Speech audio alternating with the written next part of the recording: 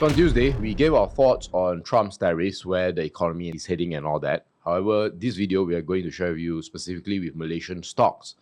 How will it be affected depending on how the negotiations go? But let's say if Trump gets his way or some of his way, what are the companies that will be affected positively or negatively? So a lot of people think that the tariff that Trump slaps on us is around 24%. Too busy to find stock ideas? Check out Apparel Pro to shortcut your research time and effort by 90%. 10% off link in the comments and description. That is not quite accurate because of exemptions. And so based on Goldman Sachs' study, the number is actually closer to 16%. So it's still bad, but not as bad. Exactly. So if you want to know our breakdown, you can watch our Tuesday's video. But nevertheless, we're going to be looking at these foreign trade barriers. This is 397 pages worth of Trump's trade. So what this document had was each country, what the United States perceived to be trade barriers that countries implement on them. And so the US has a gripe about this, and they want all these countries to fix this. So the first one we have over here, you already can see that we are already charging 5% for petroleum and 251% for dairy products. So that's number one, dairy products over here. I didn't know this. Honestly, some of these things are quite interesting. And to be fair, I have not fact-checked 100% of this. But we'll see. We are waiting for the Malaysian government to provide a response to this. And hopefully they read this. But the second one is, this one is already proven already. Yes. The excise duty 60 on motor to vehicle. 100%. 60 to 100%, ICE motor vehicle. Whereas for EV so far, it's fine. But then we have some sort of like, I think there's quota lah. And also there's like some sort of AP that need to go through them. And then they also got to say that, you know what, this AP is administered in a non-transparent manner. So they already say that, they already say that, we are not being transparent with all these kind of things. And then, just now we mentioned, it's going to be about 10% of the domestic market for EV. So there's already some sort of restriction on how many cars can they sell to Malaysia for EV. Okay, then the fourth one is meat, beef and turkey. This is more halal, halal rules. So they are against some of it. Yeah, correct. So there's a lot of things, but basically they got say that Malaysia, we got suspend some of the imports from their sole US beef. So this factory used to be sending us beef a lot, but then they cannot send already. So they are still working on it, but then Jakim didn't really give them much of a feedback. Yeah. Or maybe what I like about this report is that it's actually really specific. Yeah. Like it tells you who, what, where, how much. Yeah, it's pretty decent report. And then the fifth one is alcohol. This one, obviously, we are a Muslim country. So that's why, they cannot really export a lot of this. Now, the next one is live poultry. On the June 2022, we basically banned every single live poultry from US because there is some sort of like disease back then in 2022. I don't think this one have resumed yet. That's why they included this, but they didn't also say that the resumption. So we can assume that we are still not buying stuff, poultry stuff from them. Next one will be pharma. Pharma, this one is basically it's a non-transparent process on who are manufacturing. Yes, correct. Although we still import a lot of pharma overseas, I believe 60% of our pharma products are overseas, and then of that 60%, about 20% comes from the US. So it's still not a big amount of so it's about 12%, but they're still the biggest. But so for Malaysia, we are still trying to like manufacture our own pharma products to cater, obviously, because we have to go through like those Jakim, we have to go through those, whether is it halal or not. So there's a lot of stringent process. So basically they're against some of the, is it the procurement process, right? Yes, exactly also. So they have to do some sort of international tenders only when, let's say, that pharma products is not available. So that only they can actually sell. Not anytime that they can sell to Malaysia. Then last but not least is Petaling Street. I think this is the one that I agree with the most, I think Petaling Street has honestly been an eyesore. I just came back from Malacca. I was at Jonker Street. It is 1,000 times better than Petaling Street. It's very dirty, doesn't smell that good. And there are a lot of counterfeit goods. Yeah, your Rolex is relax. Relax, Relax. Yeah. So I first of all, I commend the US for being so specific of attacking Petaling Street, and I totally agree with this one. Yeah, then the next one is banks. Obviously, not many foreign banks. I mean, we 8. see, yeah, 8 only eight physical only. branches apparently Yeah, limited. and also must be close proximity. 1.5 kilometers. Yeah, to the local. I, Yeah, I, it's I like, didn't didn't know. also, Yeah, I also didn't know. which is why we did not fact check this. But if it's true, that's like wow, okay. And then the other one is insurance. They only can buy insurance company from Local local only. reinsurance, Cannot be outside foreigners. Another one is broadcast programming getting banned. I'm not sure what is banned. Disney Plus is not banned, right? Yeah, it's not. No. This broadcasting is more to do with like the prime time during prime time only for local programming. Okay. So like I don't know what's prime time. Maybe 7 p.m., 8 p.m. Let's say. So that only for the locals one. programming. Yeah. Okay, interesting. Okay, I think that's quite weak. That's a weak one. But anyways, move on. and then the next one is non-Malaysia DNS resolver service. so- These are also they ban it for obvious reasons, right? I mean, some because of corn. some haram sites that you guys Yeah. want to access. So I but don't cannot think they're gonna get their way with this. Then the last but not least is foreign ownership. This one, they only allow them to own a maximum of 70% for some of the companies. Then 30% must be owned by Bumiputra, Yeah, Malaysia. this is attacking right the core of Malaysian trade barriers. And then for oil companies, they only can own a maximum of 49%. So they cannot go beyond that. So 51% must be Malaysia. And also they prohibit some of the terrestrial broadcast networks. So which means we only can use like the TM, all those kind of things only lah. Only our local guys. So that is basically their argument. I mean, there's a lot. They think that we are doing a lot of some sort of high tariff rate, like 24% against them. But which is not true, because you can see over here at this list, the US actually tariff us about 75.8%. Yeah, then we tariff them, I don't know what's the amount, but it's very small only. Yeah. So, and what's interesting is that the 24.2% is actually, that's not getting tariff, is related to them. It's the IC processors, your IC parts. Basically, all of the US tech companies that is based over here, your Lam Research, your all of those tech guys, right? They are basically getting exempted. Whereas for other stuff like solar panel, medical gloves, we are getting tariff.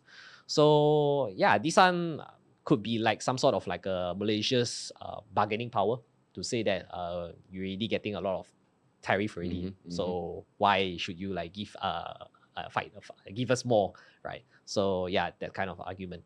So we're going to be looking at each of these sectors or companies that might be affected. The number one, you can see that Inari, it's back to 2018's level already, or 2017 level. Right now, it's actually lower. It's probably around here already, at around 1 ringgit and 50 cents. It's back to like times where the I'll say that they haven't really get much of a bigger contract from Broadcom, that kind of phase where they're still like growing or finding their footing, right? So, and right now, I think their business is still pretty okay. It's not to say like the best. They did gave like a guided 15% net margin, if I'm not mistaken, which is back to 2017 level. But right now it's already back to the low. So it could be like a opportunity because of the valuation is just looking too looking sweet already. Whereas for Vitrox, Greatech, MeTech, this one is related to your ATE sector. So ATE is going to be impacting the most, according to our research team, because most of them are, or some of them, and also they are exporting to the US.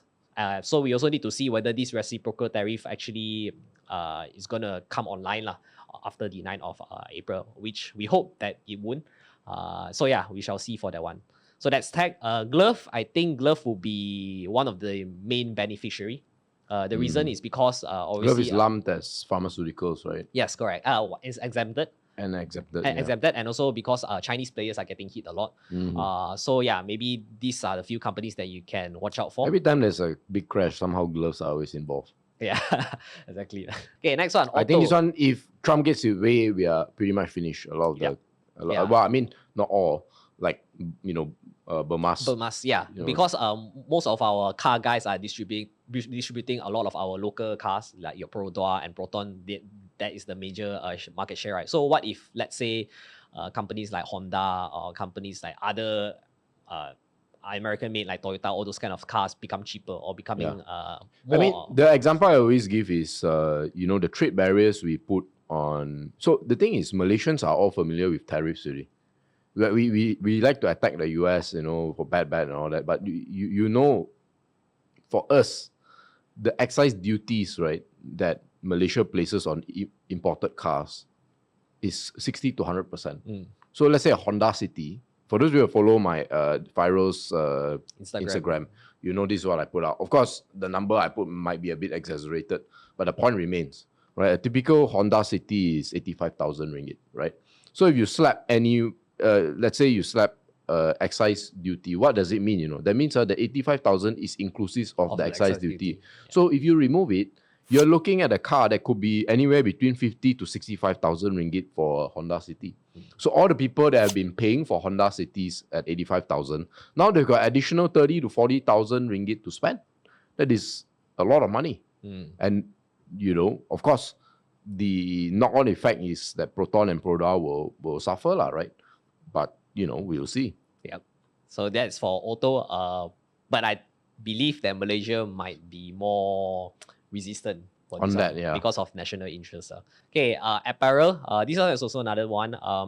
For Magnitech, initially there was a tank because we thought that the Vietnam is going to be very bad, but then Vietnam managed to negotiate with the US. So far, things are looking good. Nike also managed to say something about it.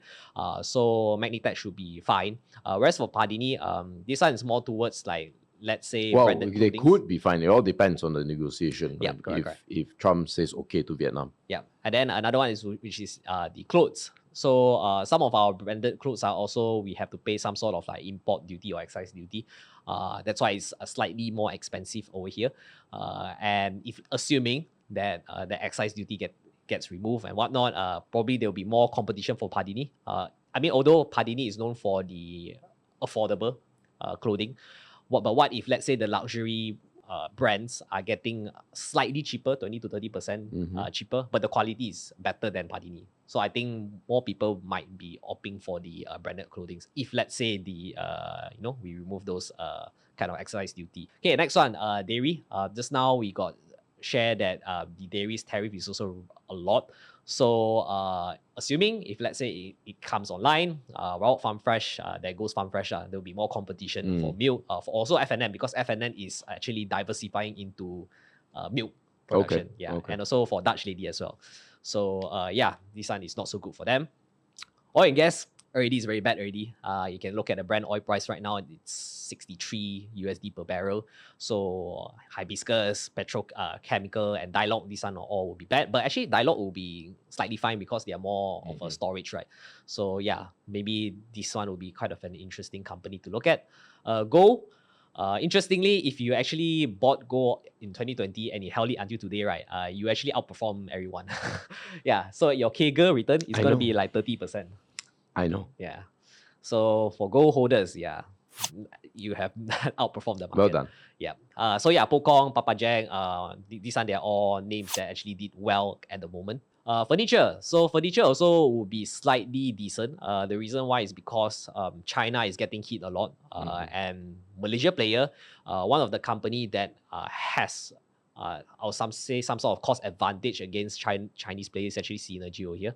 So maybe you guys also can look at Synergy and maybe other furniture players if you are interested in these kind of things. The next one, plastic packaging. This one I think is underrated because not many people are paying attention. And it's the same China story as well. Yes, and also because oil price is going down, so which means their cost of production will be lowering. So maybe this is a company that you guys may want to look out for plastic packaging. And then just want to share with you our overall view. And this also, our conclusion is basically based on second order thinking, not just first order. So we think that the sectors that may be positive are gloves because of competition from China is getting maybe lesser to eat the US pie. Palm oil is definitely going to be positive because the China is going to be retaliating. They say that they're going to be imposing 34% tariff against the US. So on all goods, so that includes their soybean. So yeah, it could potentially increase demand for palm oil in the near future. And also not to mention, US was actually they exited out of Paris Agreement. So this one is also another thing that is related to ESG. Maybe the story of ESG may be waning for the time being. So most likely, palm oil is something interesting. Furniture and plastic packaging, just now we already explained already. So furniture is also Chinese related. Their cost will be increasing. Plastic packaging because oil is down. So the negative one for the time being is going to be oil and gas and tech. Obviously, because tech, although we are exempted, but there is still some big portion that is not. portion that is not. Yeah, so we're still uncertain because it's still under negotiation, right? Oil and gas, this one obviously, I mean, Trump is going to be increasing production, so that's why oil prices will be bad. But a lot of people actually never consider property, construction, auto, and also financials. The reason why I put it here under negative is because second half of 2025 is where a lot of subsidies will be removed. Inflation is going to go up. And also, not to mention, our main guy, which is Petronas, is going to be reporting, I'll say, weakening figure already. So a lot of people who is working in Petronas, those rich people, will be actually getting lesser pay. So if they lesser pay, means they have lesser spending power, which means they won't be buying property. Then there will be lesser construction. A bank also will be getting a lot lower. So this is second order thinking. Then the last one, the next one will be business exposure in Indonesia. So Indonesia is in a very, very bad place. Prior to this, it was already dropping. Yeah, so if any companies that have business over there, maybe will be impacted. And also other countries, excluding Vietnam for now, because Vietnam is the only country that Trump was pretty much friendly lah. I mean, in terms of the media, he said that Vietnam called me and then he said want to remove trade barrier. Yeah, it was a beautiful discussion. That's according to him.